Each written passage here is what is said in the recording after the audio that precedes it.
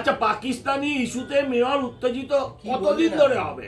আমি বলেছি উনি কাউকে একজনকে পাকিস্তানের সমর্থক বলছিলেন, আর উনি নিজেই মিনি পাকিস্তান বলেছিলেন।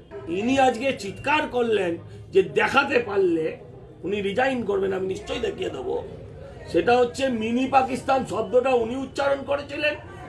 আর দুই, এই কর্পোরেশনের মেয়র তিনি কি করে বলতে পারেন যে অর্ধেক বাংলার মানুষ উর্দুতে কথা বলবেন?